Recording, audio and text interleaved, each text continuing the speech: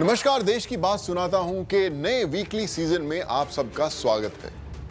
आज के एपिसोड में बात करेंगे हॉबी की। नौकरी के लिए फॉर्म भरें, किसी से पहली बार मिले, किसी फंक्शन में जाएं, हर जगह लोग थोड़ी देर में पूछते हैं कि भैया आपकी हॉबी क्या है, आपको पसंद क्या है, आप किस चीज का शौक रखते हैं। और फिर शौक से शौक मिल जाए तो जम जाता है रंग। लेकिन कुछ लोग ऐसे होते हैं जो शौक को अपना जुनून बना देते हैं। ऐसे लोग इतिहास के लाइव म्यूजियम होते हैं। कुछ अलग ही मिट्टी के बने होते हैं ये लोग। आज हॉबी, शौक, पसंद की बात करते हैं और जानते हैं कि ऐसे लोगों से हमें जीवन में क्या सीखना है।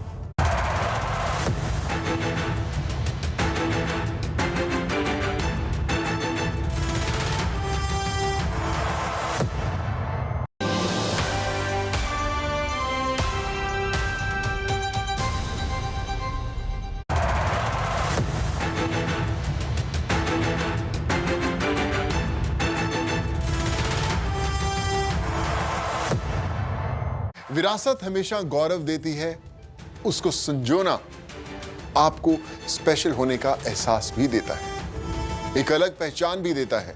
झारखंड के कोयलांचल में एक व्यक्ति हैं, उन्हें मुद्रा मैन के नाम से जाना जाता है।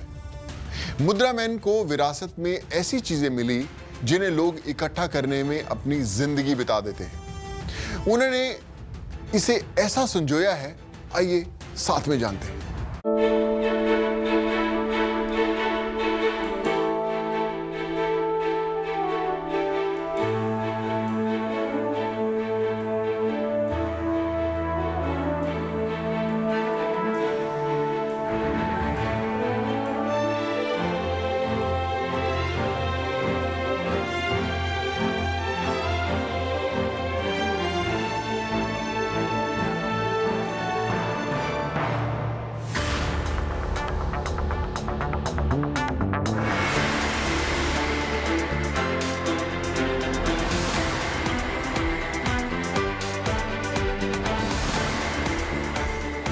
सौ साल पुराने कुषाण कालीन सिक्के, 500 साल पहले की मुगल कालीन मुद्राएं, 75 साल पुराने ब्रिटिश काल के नोट, चेक और मेडल्स के साथ सैकड़ों साल पुराने ताम्रपत्र। वैसे तो ये कलेक्शन किसी म्यूजियम का हिस्सा होना चाहिए, लेकिन झारखंड में धनबाद के अमरेंद्र आनंद ने इसे अपने घर में सजा रखा है। सिर्फ इन्हें जुटाया ही नहीं, बल्कि इसके बारे में मुकम्मल जानकारी भी हासिल की है।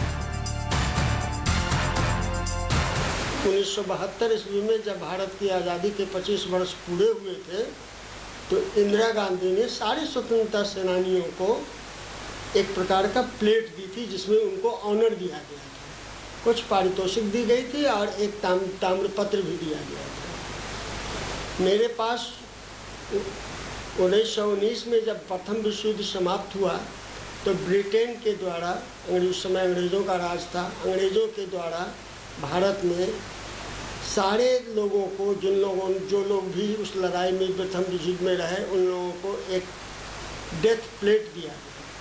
मेरे संग्रह में वो डेथ प्लेट भी है।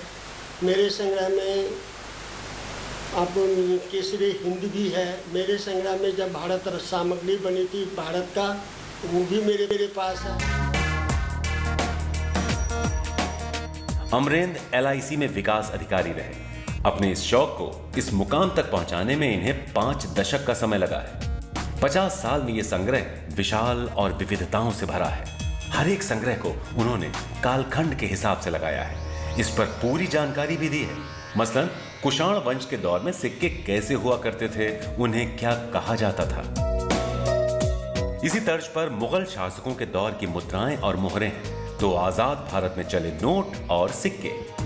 अमरेंद्र के पास भारत में चलने वाले नोट का भी शानदार कलेक्शन है। सिर्फ कलेक्शन ही नहीं, बल्कि अद्भुत जानकारी भी। आनंद का दावा है कि 1000 रुपए के नोट अब तक 3 बार बंद हुए। हर बार नोट बंद होने की वजह काला धन रहा है। नोट के साथ आनंद के पास बैंकों से जुड़ा दिलचस्प संग्रह है, जिसमें पुराने दौर के बैंक ड्राफ्ट, नकदी जमा करने या निकासी के लिए मिलने वाले अलग अलग बैंकों के टोकन, चेकबुक या फिर विनिमय पत्र शामिल हैं। इसके अलावा आज के दौर में इस्तेमाल होने वाले चेक और क्रेडिट या फिर डेबिट कार्ड भी हैं। पुराने दौर में कागजी नोट की जगह एक्सचेंज फॉर्मूले पर अमरेंद्र की जानकारी शानदार है। किन व्यवस्था पे कि कैसे भारत में बैंक आया। जैसे भारत में सबसे पहले बैंक आया, उसका नाम था बैंक ऑफ कलकत्ता, जो 1806 ईस्वी में बना। उसके बाद में उसी बैंक का रीनेम हुआ बैंक ऑफ बंगाल, चूँकि उस समय ब्रिटेन की सरकार थी भारत में। ब्रिटेन की सरकार ने अपने प्रेसिडेंसी के लिए 3 बैंकों की स्थापना की। एक का नाम है बैंक ऑफ बंगाल, एक का नाम है बैंक ऑफ बॉम्बे, एक का नाम है बैंक ऑफ मद्रास। और मेरे पास बैंक ऑफ बंगाल के, चूँकि हम इस इलाके में रहते हैं जहाँ बैंक ऑफ बंगाल है, इसलिए बैंक ऑफ बंगाल के तो बहुत सारे कागजात मेरे पास हैं। इवन शेयर सर्टिफिकेट्स हैं, डिवेंचर्स हैं, चेक बुक हैं, पासबुक हैं। लेकिन बैंक ऑफ बॉम्बे और बैंक ऑफ मद्रास के भी कुछ कागजात मेरे पास हैं जो उस जमाने में उनकी अहमियत बताई। आनंद ने विश्व युद्ध से जुड़े भी कई संग्रह रखे, जिनमें सैनिकों को दिए गए मेडल शामिल हैं। इसके अलावा ताम्रपत्र का भी अद्भुत कलेक्शन है। आनंद ने यह पूरा कलेक्शन घर में व्यवस्थित तरीके से सुरक्षित कर दिया है और इसमें इनका साथ दिया है इनकी पत्नी ने।